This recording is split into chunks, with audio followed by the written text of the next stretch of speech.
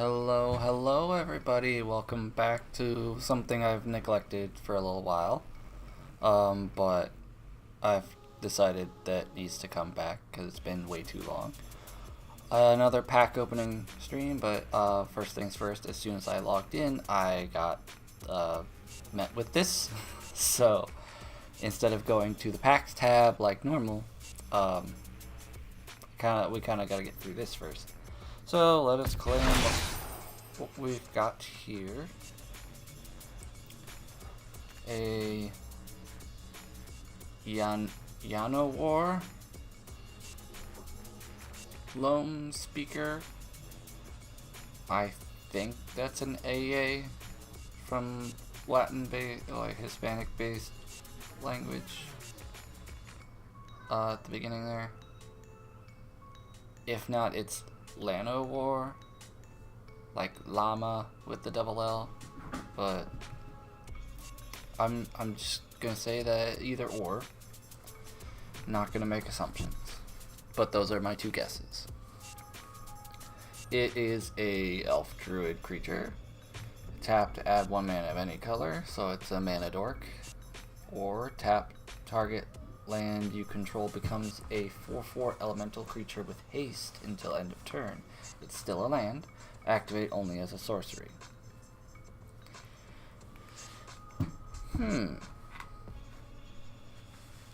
That's actually really useful, and it's a 1/3. And it's a 2-drop. Sorry. It's been a while, so like getting everything read and addressed is probably gonna be a thing. But yeah.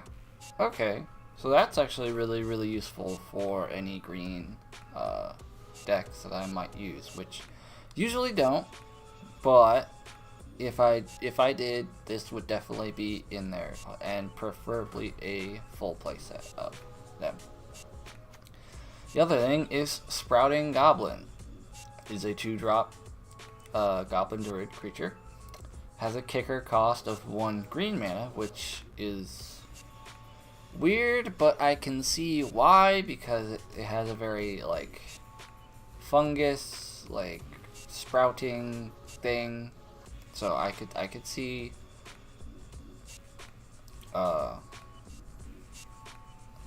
why they did that. It's interesting for a red card to have a green kicker cost. Wasn't expecting it, but I absolutely see that it's on theme for the creature that the card is. Anyways, whenever Sprouting Goblin enters the battlefield, if it was kicked, search your library for a land card with a basic land type, reveal it, put it into your hand, then shuffle. Also tap, sacrifice a land, and draw a card. That I'm not a big fan of, but obviously it's optional. It's an ability it can do, doesn't mean you have to do it. But if you really need to draw a card, it's there. And it's a 2/2. Alright. Not too shabby, not too shabby.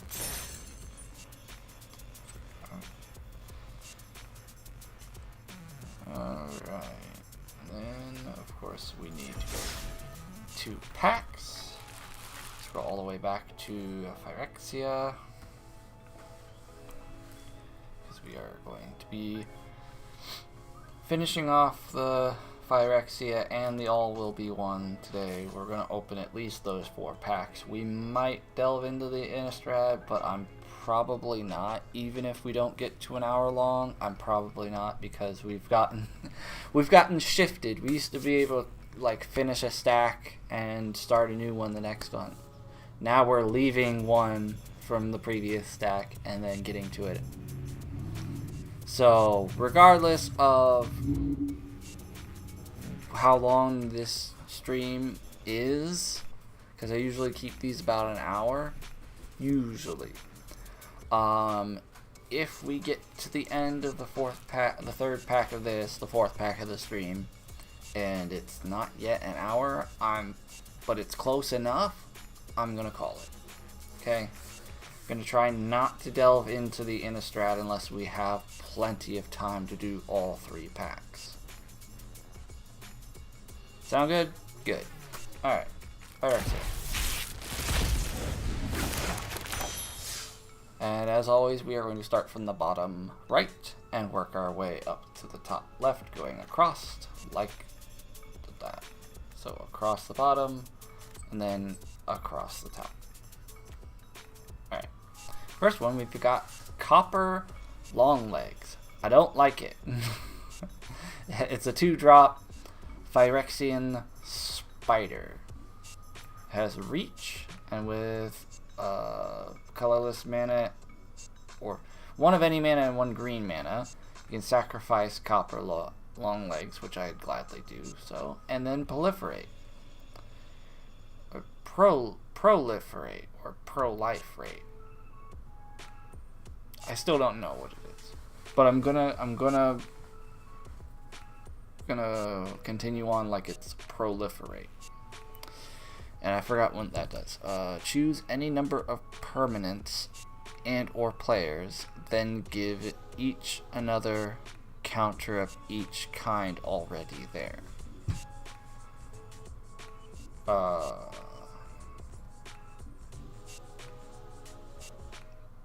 What?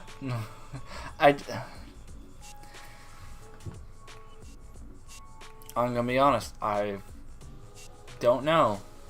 I do not know. I gladly sacrifice the spider, but I know not of what I'd be doing after sacrificing the spider. Can I just pay it and sacrifice the spider and then do nothing but be satisfied that I've murdered the spider? I don't know. And it's a 1/3. I don't like spiders. Another proliferate. I feel like I don't want to use any of these cards because I don't understand. I usually can, like, really have... I have really good reading comprehension. But I don't know what the hell it's talking about. Anyways, Volt Charge. I like the other parts of this card, but I'm getting ahead of myself. It's a 3-drop instant. You Volt Charge deals 3 damage to any target. So, me like that. It's like Chalk, where you just pow, direct damage, or burn, as they say.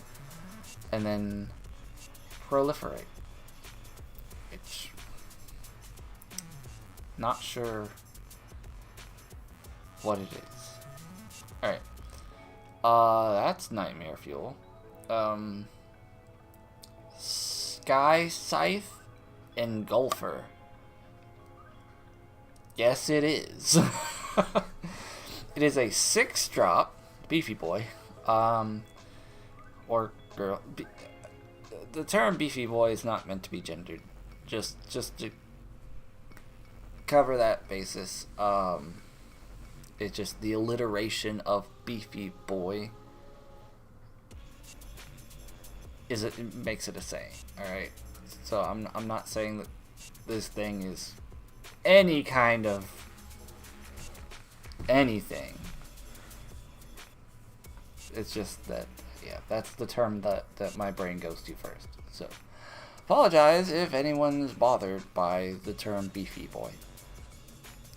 I didn't think about that before, but I just wanted to, like, make that statement now. Because if that thing has a gender, I have no idea what it is, and I don't feel like asking it. Anyways, it's a Phyrexian beast. Yes, it is. It has reach and trample. Yup. Checks out. Sky Scythe Engulfer can't be blocked. Checks out. Can't be blocked by creatures with flying. Ah.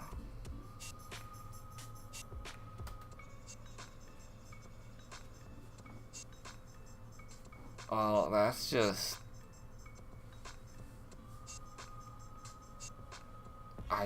Okay, and it's a 6/5 because who's gonna tell it can't be? I'm certainly not.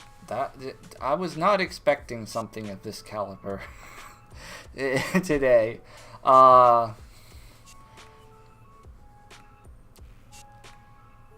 Yeah, if I ever am on the receiving end of like that being played in a game, I'm gonna kill it as soon as possible with anything that I can. If I had an inescapable blaze in my hand, then it's not going to the player. It's going to that thing. Yeah, that. Oof. And if I played a green, that would definitely be in the deck. All right. Moving on. I don't think we've gone in. I think we went from bad to worse. Especially because we got a spell book to go through. Alright, March Toward Perfection. It's a 1-drop sorcery. You get a one-time boon when you cast a Phyrexian creature spell. That creature enters the battlefield with an additional 1/1 counter and Death Touch counter on it. Draft a card from March Toward Perfection spellbook.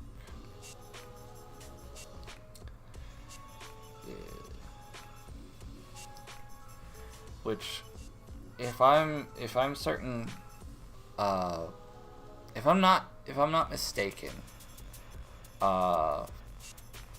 this is like a sideboard. I don't know if I've went over this before, but because we've done a few different spellbook draft from spellbook cards, but I'm pretty sure this is a sideboard of like you have 15 cards and you draft one of those, or you select it and you put it in. To draft from spellbook, select one of 3 random cards from this card's spellbook and add it to your hands. So basically, you have a sideboard of 15 cards. You randomly grab 3 of them, and then you pick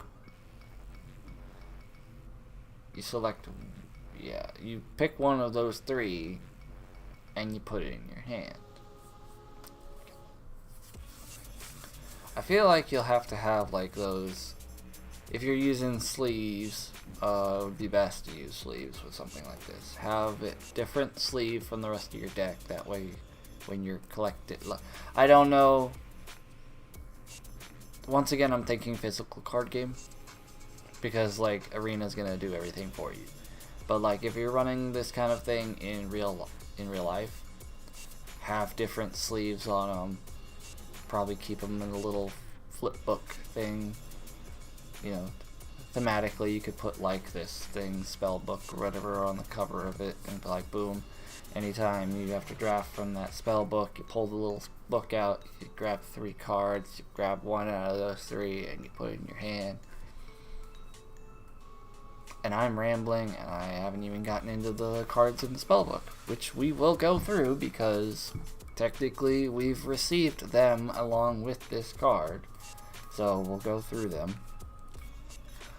Entomber Axarch or Axarch.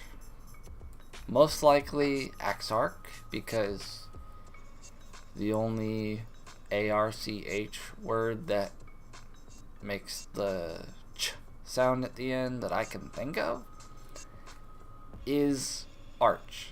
Is when no other letters precede it. So I'm gonna go with Exarch.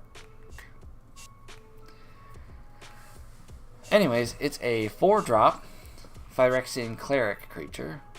It's hard to believe that thing is a cleric, but who am I to judge? Especially look at what mana color of card this is.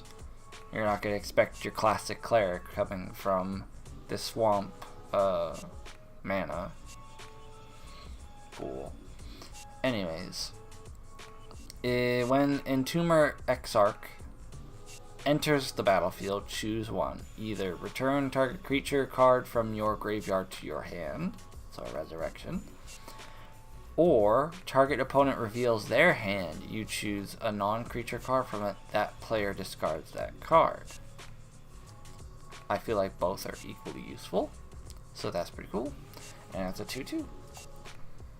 Phyrexian Flesh Gorger. Oh my. Oh my god. That is, so today's theme is Nightmare Fuel. Alright, it's a 7-drop artifact creature, Phyrexian Worm. Not worm like the dragon, although it very much looks like it could be. It is worm. I would say like earthworm, but I'm pretty sure that's spelled with an O, so it's a different kind of worm altogether. Alright.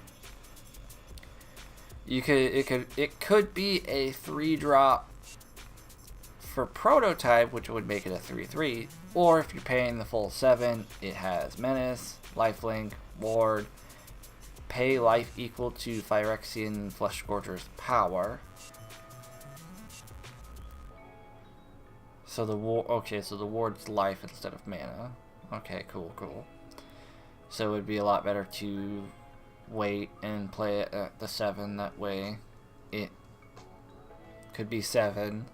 If someone wants to mess with this thing, they have to pay 7 life instead of 3.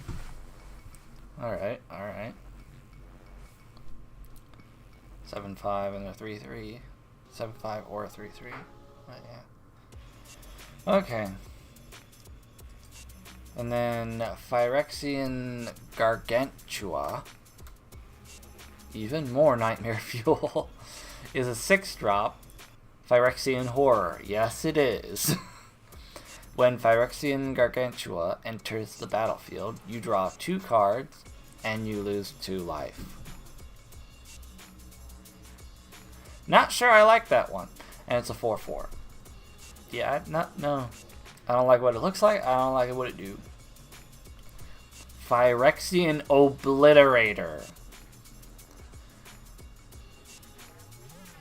This just keeps going further and further into... No. It is a 4-drop Phyrexian Horror. Yes, it is. Has trample. Whenever a source deals damage to Phyrexian Obliterator, that source's controller sacrifices that many permanents. Oh, damn. You thought Death Touch was bad. You thought Death Touch was bad. This is worse. Like Death Touch right there. Any amount of damage a source with Death Touch deals to a creature is enough to destroy it. That's like you block me, you like deal with me, like I kill you straight out. This is that source sacrifices that many permanents. So let's say you kill it. Okay, well then 5 of your things are dead instead of just 1. Like Death Touch. This is like Death Touch on steroids. Unless you're only dealing 1 damage to it, and then it's Death Touch, pretty much. But like, damn.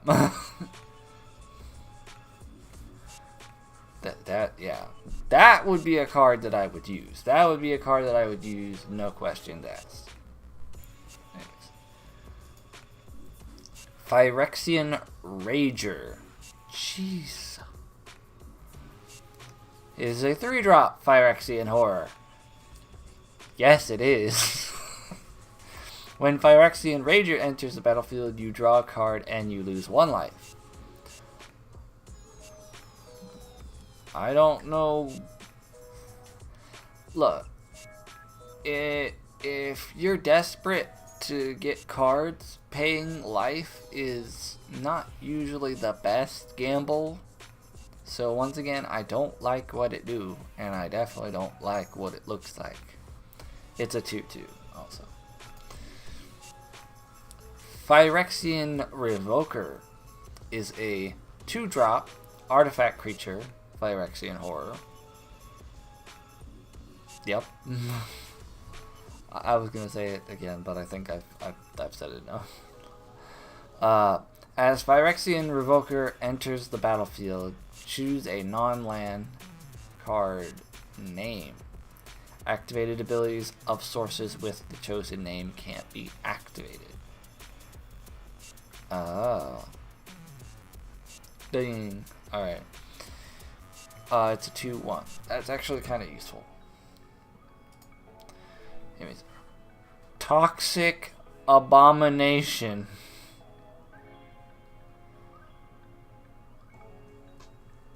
Okay, whoever's the most morbid and, like, dark person on the team that makes these cards was probably just let loose on these cards.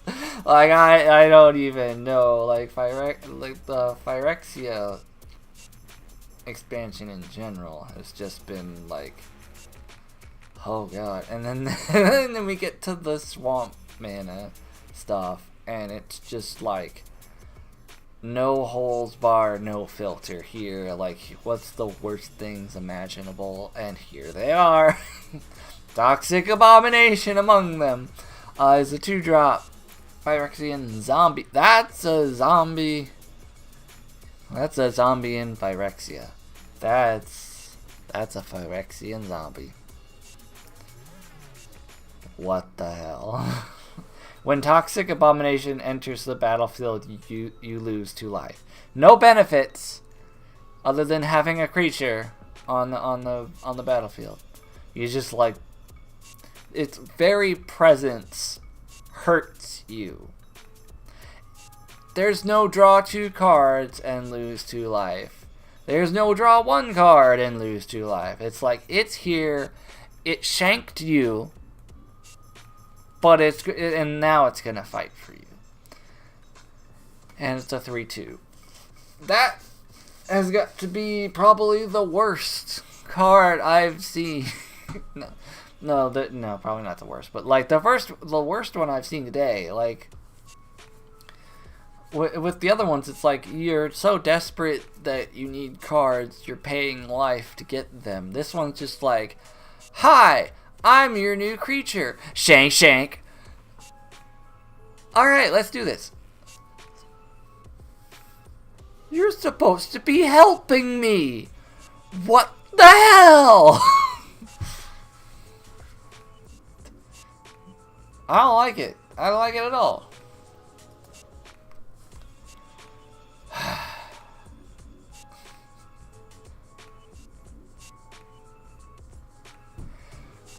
What? What? Okay, I can't use the cursor to move over because it'll lose my place or whatever. But I hope you're like seeing, like you're looking at what I'm looking at. Okay, Vault Scourge is a 2-drop question mark.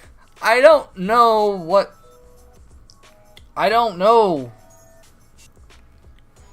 what that symbol means. I think it's the symbol for the Phyrexian thing, but like, what do you use to pay that? What do you use? Is it only like 1 of any mana and then 1 of strictly from the Phyrexian like set mana? This pack has done me a confusion. It has confuzzled me in ways that I was not ready for this. I was not ready for this. And this is the 3rd of the 3 Phyrexian normal, like, I say normal, but like Phyrexian main set packs that I've opened, and it has confuzzled me more than the other 2. I have no idea how you pay for that card.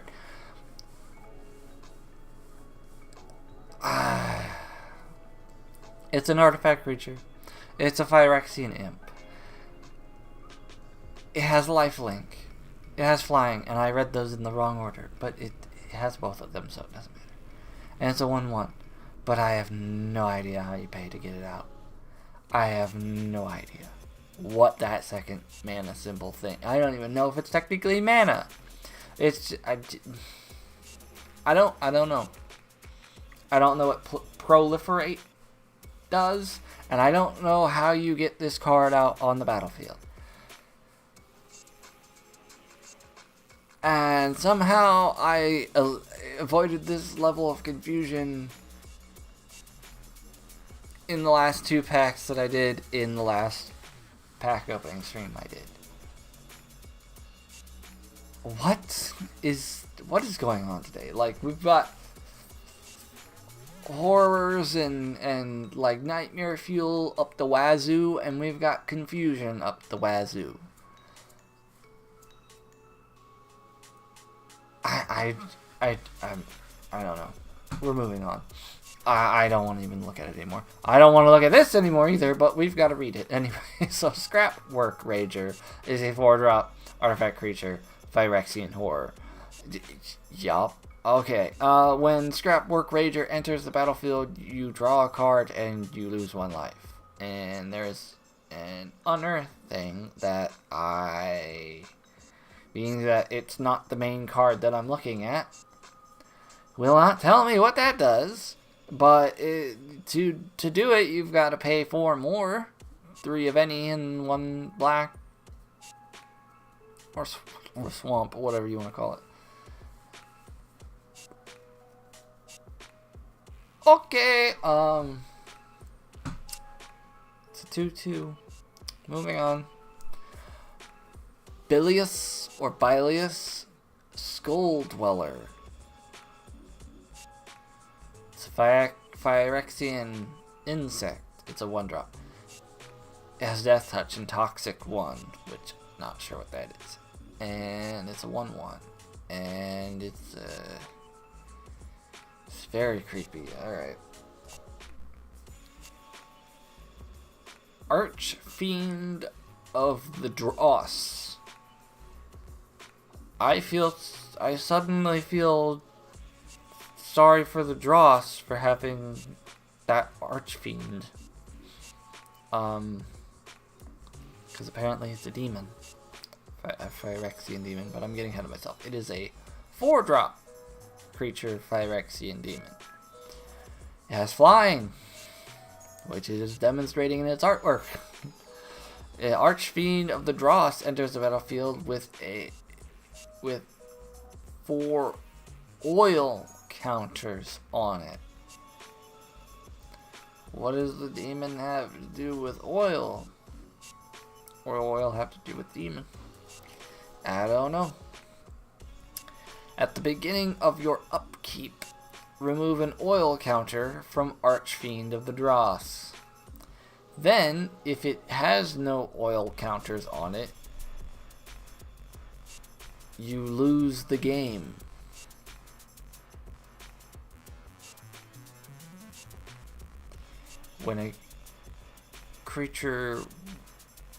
Whenever a creature an opponent controls dies, its controller loses 2 life. And it's a 6/6.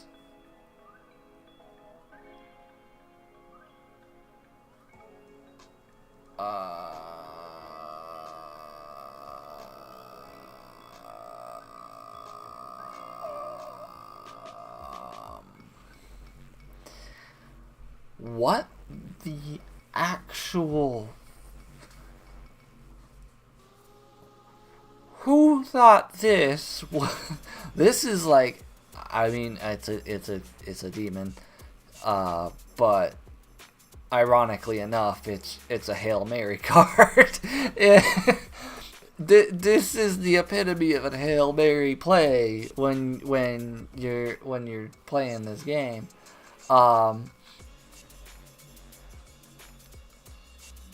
4 turns.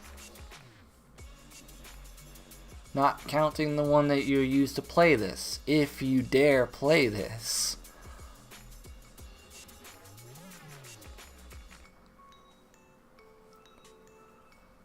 But holy Nike.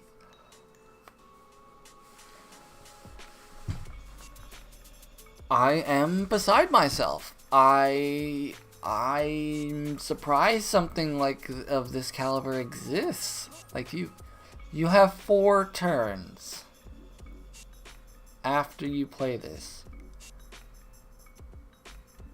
And you better hope that they don't have more than 24 health.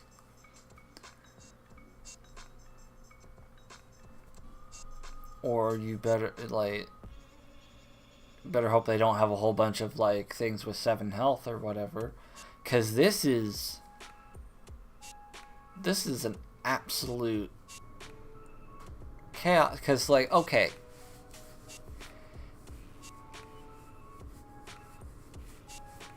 if you, whenever a creature an opponent controls dies, its controller loses 2 life. So you gotta start swinging. Like if they'll either start, you have 4 turns to either have that 6 damage go unblocked each time. No. You have 3 turns. You have 3 turns because on the 4th turn you run out of oil counters and you lose.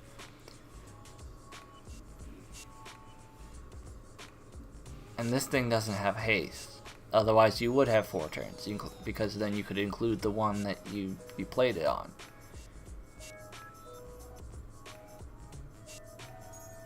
Like if they don't have anything with flying or reach, then you can do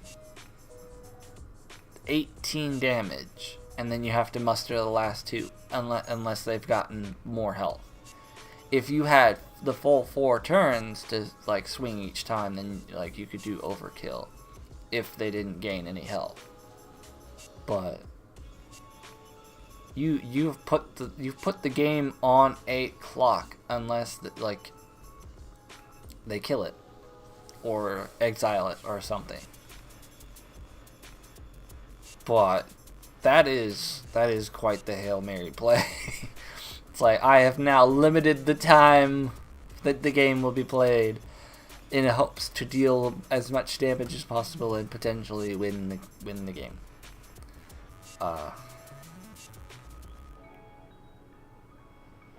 Yeah, no, that's yeah. I mean, if you swing with more than one creature, obviously you could get them to either block, kill their creature, and then they're losing 2 life. That can give you the extra damage that you need to do to win. But that's literally just going all in at that point. It's just like, boom, I am putting everything on the table, let's go, you know, kind of deal. Because like in 3 turns, it's game over. It's like, wow. We still got 4 more cards to go through in the spell book. We've only gotten halfway through this pack. How long it would be? And it's already been half an hour. Jeez, this has been chock full of Mire Convert or Mirror Convert. I don't know exactly how you pronounce that. Anyways, it is a 2-drop artifact creature, a Phyrexian. I'm gonna go with Mire. It has Toxic 1, which doesn't explain what that is because it's a spellbook card. And you can tap, pay 2 life, add 1 mana of any color. That is a very bad mana dork to have. I would not recommend using it. It's a 2/1. It's like, I can tap to get mana of any color, but it costs me 2 life. It's like, to me that's not worth it. Zenith Chronicler. Jeez. It's a 2-drop artifact creature, a Phyrexian construct. Whenever a player casts their first multicolor spell each turn, each other player draws a card. Alright. That's honestly, like, that's alright. Mid. I'd say it's a mid card. It's fine. It's a 3-1. It's alright. Okay. Soulless Jailer. I think it might have... I don't think it's soulless. I think it's got quite a few souls in it. I don't think that it's theirs. But he still got them. So I wouldn't call him soulless. I don't think he has a soul of his own, but he's got others. So maybe. Anyways, it is an artifact creature, a Phyrexian Golem. Permanent cards in graveyard can't enter the battlefield. Oh. Players can't cast non-creature spells from graveyards or exiles. Oh. That thing is like, it is a 0/4. That thing is like, you pull it out and like everything that is dead stays dead. You just, yeah, like, yeah. That everything that's dead stays dead. Diminished Returner is a 3-drop creature Phyrexian skeleton.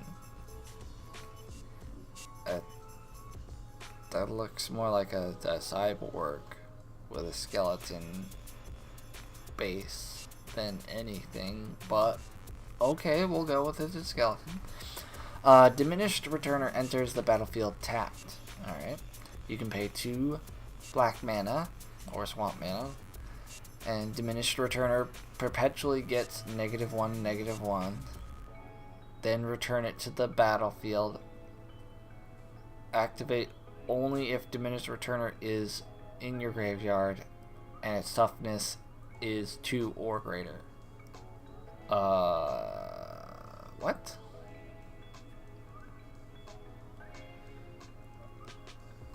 What? Oh, 2 or greater. Okay, so after... Okay. So 2 or greater. So if you pay it, like...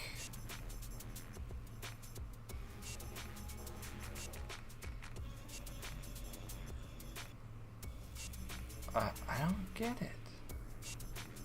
Okay, Diminished Returner. Like, okay, from what I think it does, the Diminished Returner name fits, but... So its ability you can only activate when it's not on the battlefield. So, like, in the graveyard, and then you pay 2 swamp, and then it goes back on the field with -1/-1, and so it's in a 3/2, and then it can happen, if it dies, like, you could bring it back the same way again, but after that it doesn't have 2 or greater toughness, so then it's done. So it's not quite Immortal Phoenix level of, like, tomfoolery, but it's a limited returning, and it's worse each time it comes back, so diminished returns, Diminished Returner. So I don't know, I feel like that one's kind of just a sad one to use. I mean, it gets multiple uses, but it's not really worth it in my opinion. But that's the end of that spellbook. So we are now going to finally get on the top row of this one pack that I have opened.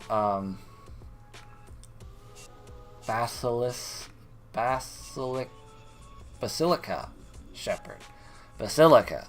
I can read words. I can read words that I'm not used to reading.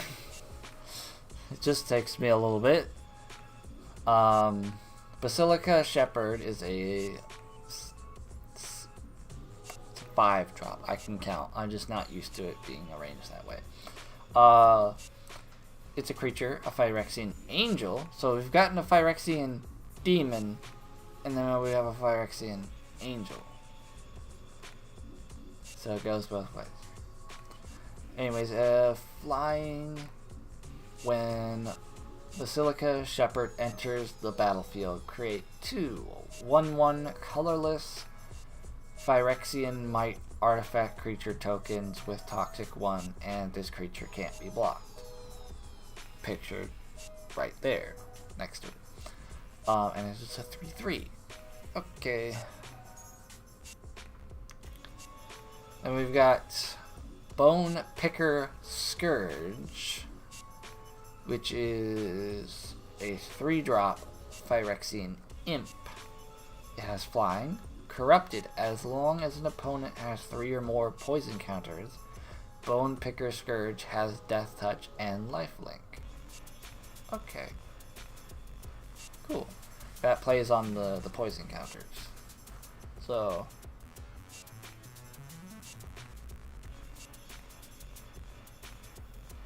Toxic 1. We can finally read about Toxic 1. Alright. A player dealt combat damage by a creature with Toxic also gets a poison counter equal to the creature's total Toxic value. So one poison counter every time it deals damage to a creature. Okay. And then of course, like, poison counters, if a player with 10 or more poison counter loses the game. So it plays on that thing. So, and if you get 3 or more, if they get 3 or more, you have Lifelink and Death Touch on this one. Okay. Kemba's Outfitter is a 1-drop cat artificer. Or artificer, whichever you prefer.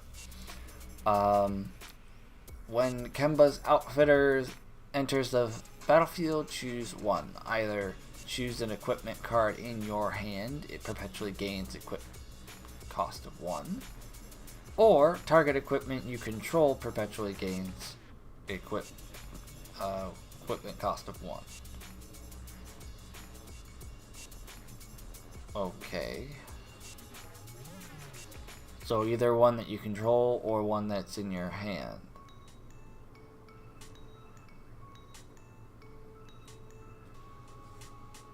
Okay. I feel like it's less of a choice and more just like trying to cover both things because they couldn't figure out how to word it any other way. Like, it's basically when it enters the battlefield, pick a card that you have, an equipment card, and it gets a 1 equip cost. So I'm pretty sure that means it's set to that instead of added to.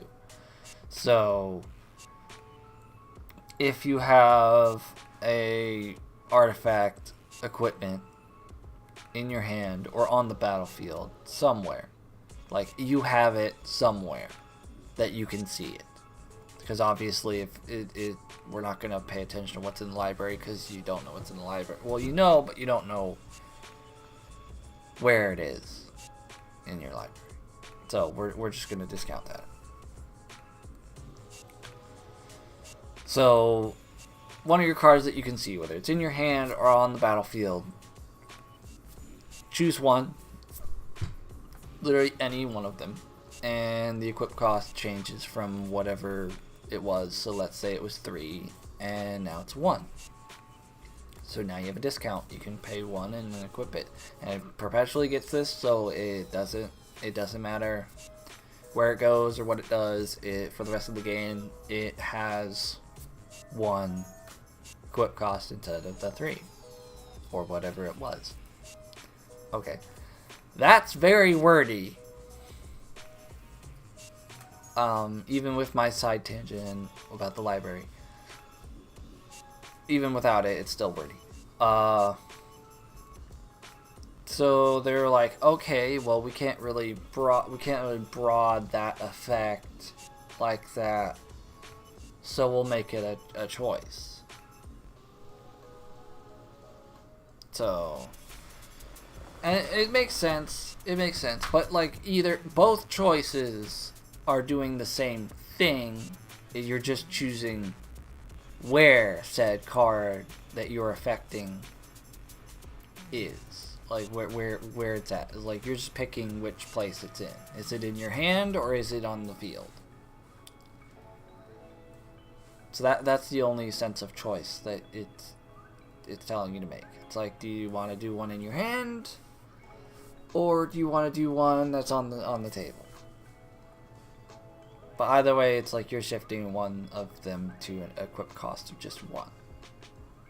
So I think that's pretty useful. I find it kind of weird how they worded it, but I realized that they really couldn't do it any other way without like having an entire paragraph that would be like the entire length of the card, and there would be no artwork or any other information on the card. Or worse yet, they just put the text box thing on. It's a double-sided card, and they've just put it on the back. It's like, see other side for effect, and it's just like, it's like, oh, okay, we can do this. So they did this. Anyways, last card, Quicksilver Servitor, is a 3-drop Phyrexian Cleric.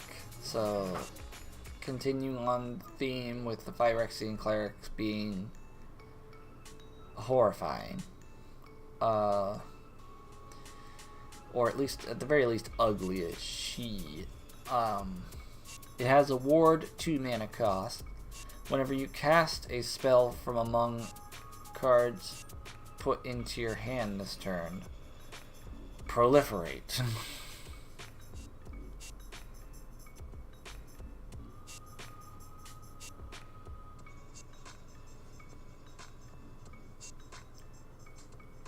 I'm still trying to like choose any number of permanents and or players. Then give each another counter of each kind it already there.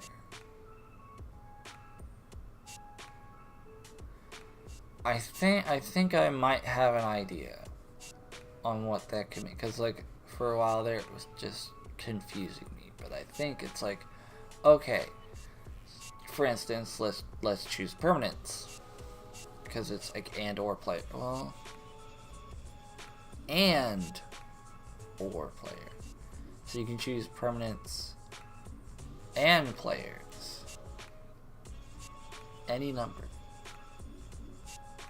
Well, then why wouldn't you choose any other than yourself? And if it has negative effects, so literally just like, well, then you can also choose yourself and do positive effects. I don't like it. It says any number, so I don't know.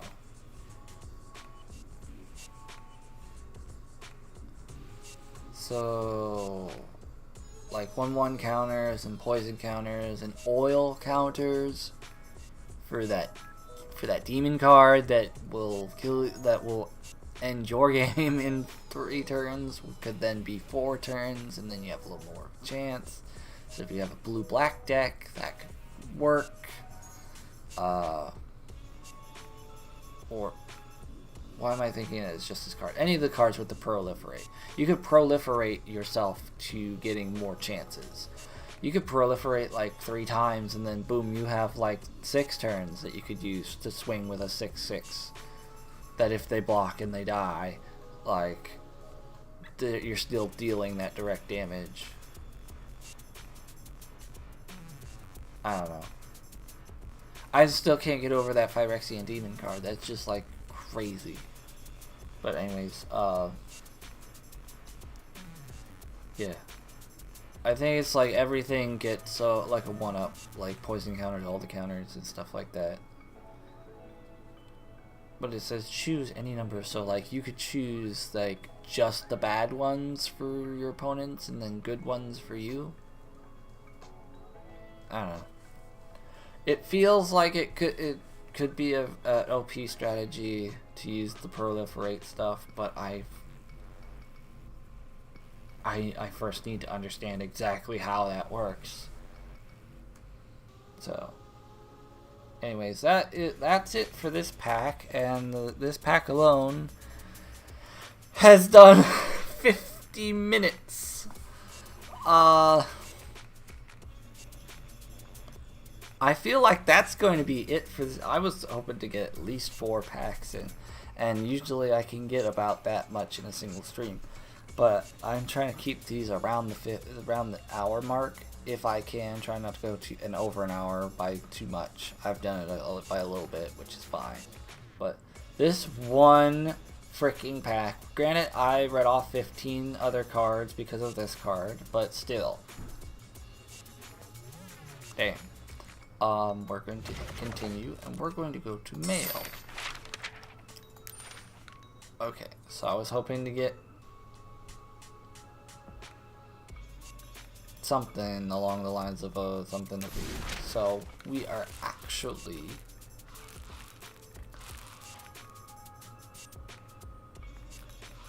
not going to open the other Phyrexia packs. In fact,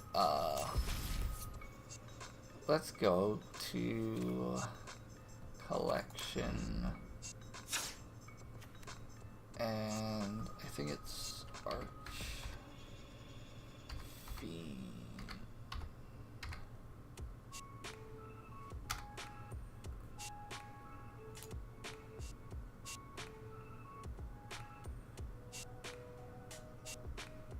Oh.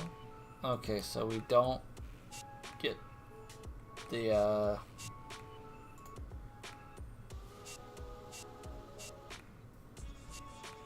I'm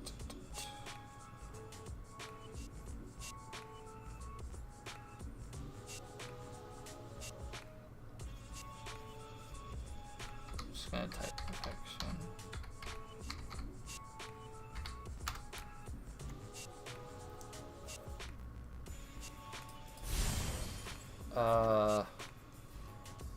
Didn't mean that.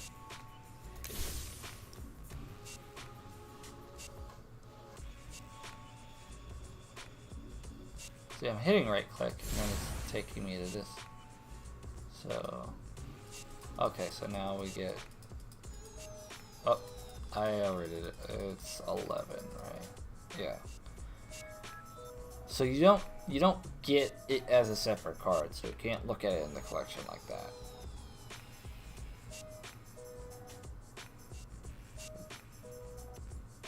Damn. Okay. I do need to look back at a previous stream, because there was that one that, like, a burn card that was like shock, like an advanced shock. That I need to get back, and I need to use some of my wild cards to make sure I full place it, and then I'll probably either replace or add those to my main deck, which I think is the Nova Storm one. It's been a while since, yeah, Hellstorm, I think.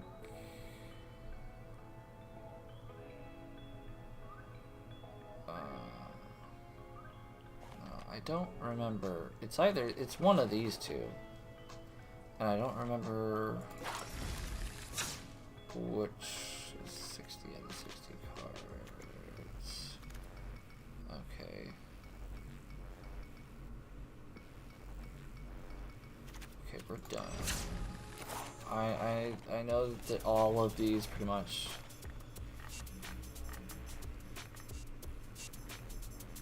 all of these have some kind of things that need to be done. I'm pretty sure some of the, like, most of these down here are the ones that it gave me full decks of. So apparently the decks that it gives you from playing the tutorial, the closest thing I have to it, that one's just all bad. That one's... It's a brawl deck. I don't even know if that one's finished or not. But, like, it's only got 2 no-nos. And then this one... 60 out of 60 cards. Like, I don't understand. all these bad. All these are banned. Inescapable. I'm so upset if that I can't use that. Yeah, I not sure, but I think this is Immortal Phoenix, Magic Missile, Hulking Bugbear.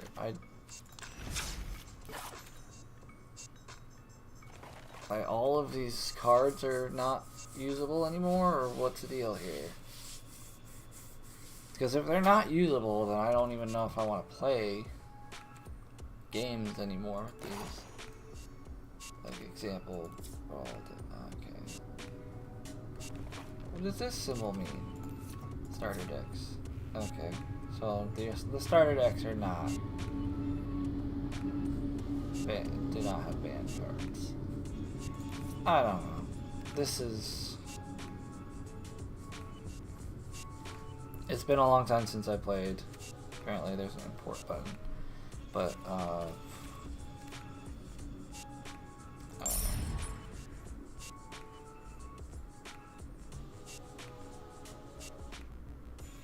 But if my entire deck is banned from play, then what the hell am I even doing?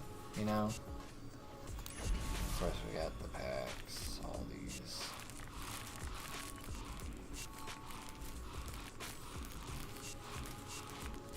Trying to think if I look at all of them real quickly, that will go away, but apparently not. Yeah. So being said, we are pretty much right at the hour mark, and I only opened 1 pack. Yeah, that was not foreseen. What I was gonna be doing. Subscribe to your YouTube. Well, apparently there's a YouTube channel that is thing. So they've got a YouTube channel. Watch the latest deck text draft walkthrough tutorial and more. So apparently they have their own content creation that they're doing. Anyways, that's going to do it for this one. Unfortunately, only doing 1 pack. There was a lot. That 1 pack was a lot. I don't know why the other 2 of that same set weren't a lot, but that one was a lot. So, if you enjoyed this one, please leave a like, and if you're new and haven't done so already, subscribe. Make sure to check out the membership for the channel, which is only $1 a month. You get a shout out, and anything that I upload you get early access to. I'm not sure if that one's going to stick around, because lately it seems like less people are wanting to watch the videos because they probably see it first as member only, and then they don't come back and see that it's not anymore like a day later. So I'm not sure how well having that early upload, like the early access to uploads thing, is actually working for incentive versus de-incentivizing people to watch the videos. So I'll keep you posted. I will probably make an announcement of some kind if I do plan on changing that, but for right now, if you are a member, you get early access to uploads. As of right now, anything that you see that is member only will become not member only. As soon as I have it scheduled to go public for everyone to watch, but instead of having the scheduling be it's private until I publish it, it's member only until I publish it instead. So like none of my series currently are require money to view. Everything on my channel is free to watch once it is public. If you see a video and it says members only, it will become public later. It's the members only is for early access. It is for getting it as soon as it is uploaded and ready for presentation, versus when I'm publishing it in my normal release schedule for videos. So my regular release schedule for videos is I either will have a uploaded video, aka either pre-recorded or streamed on Twitch video, or a live stream on YouTube, like a YouTube live stream like this is / was if you're not watching it live.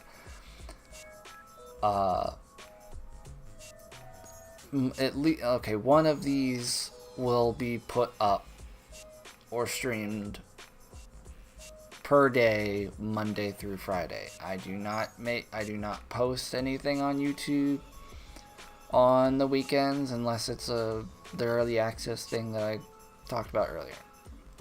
So, new video either streamed or posted every day from Monday through Friday.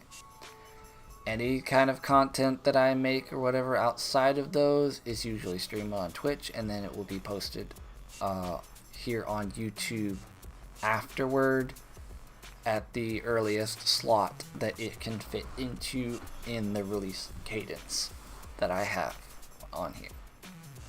So, yeah. I think that's everything. So, yeah. So, right now, I believe there's a video that will be going up next week that is currently still member only. It's not a day early access. It is as soon as I have it uploaded and the thumbnail and the description and everything set to go, I will schedule immediately to be posted on a certain day, and up until that publishing date, it will be accessible to members. And keep in mind that my membership is $1 a month. So if you just can't wait for like the next episode of Pokemon or the next Sea of Thieves, and you have to watch it now, you see it's right there, it's member only until like next week or something along those lines, then if you got $1 to spare, go ahead. I'm not going to tell you not to, but it's basically just it's an early thing. I do not currently have any plans on member only series. So I'm not going to have like a Minecraft series that's for members only and it will never be published. It'll just only be accessible by members. I don't have any plans of doing that. If I have a mass joining of members and like the need arises for something for just them or whatever, then maybe someday, but probably not. I have rambled on for far too long about the membership and the release cadence of my channel, but I hope if you had any questions on anything that I do on here, that they are answered by that incessant rambling. I have now started to reach the hour and 5 minute threshold. Yeah.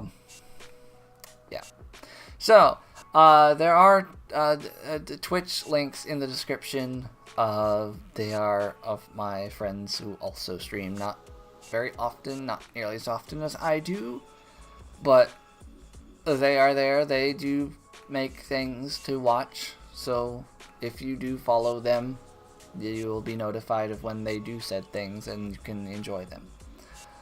Underneath that, linked in the description, is my social media. If you want to check those out, you're free to do so. I don't do a whole lot of like composing. I post, but I do a lot of sharing of random things that I find on each of the platforms. Whether it be news articles on games and stuff like that, or just like a funny thing that I thought would be cool to repost. Yeah. I'm not much of a person who just like puts out statuses and stuff like that on social media, so it's not really a thing. Like if I have an announcement or something, I'm most likely gonna do it here, like I did now, because I explained my YouTube release thing and the member only thing. So that's technically an announcement. That'll happen in videos like this. Yeah. So all of that good stuff in the description. All of that is things that you can do. You can also share the video if you so choose as well. Make sure everyone is informed on how things are done on this channel. Just quick side note, the whole membership to publish scheduling thing is like the newest feature that YouTube has given to content creators, so I kind of just figured it would be a cool thing to do to try out, and also another perk of joining the channel membership. That's all I'm going to say on that. Anyways,